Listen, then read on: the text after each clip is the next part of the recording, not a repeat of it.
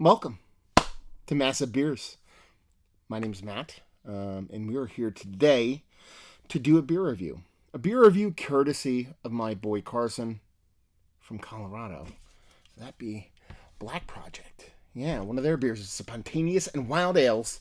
This be their Thinthread.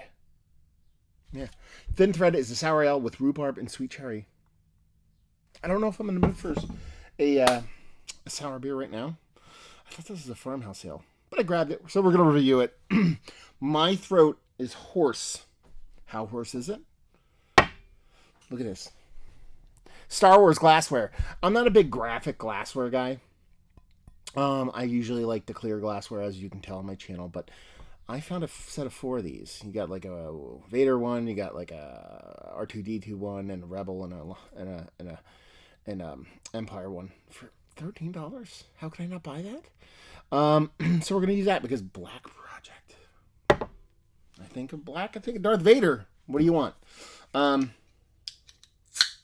my throat is hoarse because I might have let out a little bit of a frustrative yell on my drywalling and cracked my voice because how is that Dirty Glass Mafia? I'm gonna blame it on the drywall dust yet again.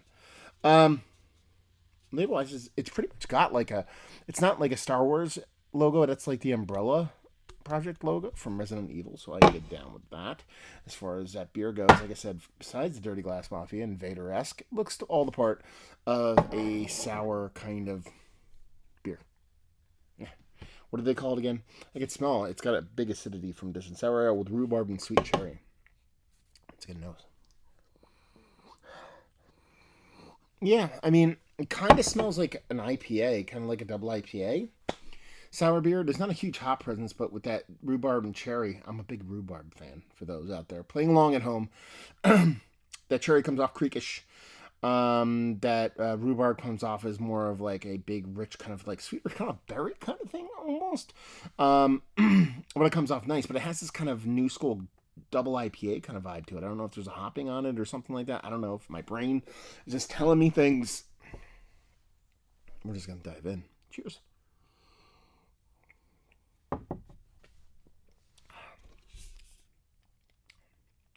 Yeah, it's not IPA at all. I don't know why my brain was thinking that. Definitely comes off more like a Belgian style creek than anything else. With that black cherry, the rhubarb is bringing almost like what's the word? What am I looking for? It's a specific kind of fruitiness, but it's not used a lot. Not elderberry, but along those lines, maybe curranty kind of vibe to it. That's the kind of way it's coming off for me.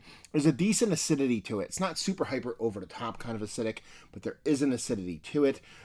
It definitely has this kind of like tart, farmhousey kind of leaning in the sour. It's a sour beer, but it's not like enamel ripping cascade level kind of sour.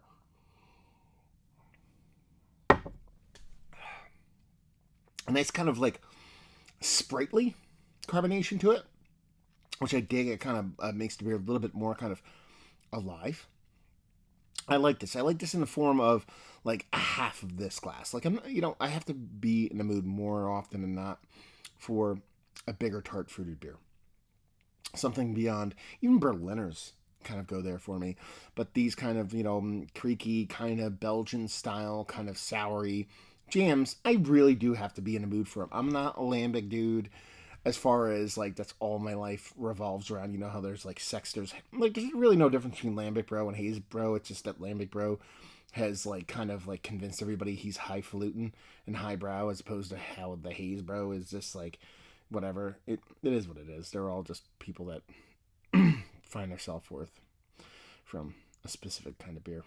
As opposed to all the beers, which I do, which means I'm just as bad as everybody. Anyway, but it's definitely kind of hits the spot when I want it. I just don't want it right now. That's weird to say, right? You have to be in a mood for certain beers. And while this is tasty and fun and nice, and if I was in the right mood, let's put it that way, let's play that game, I think I would really, really enjoy this.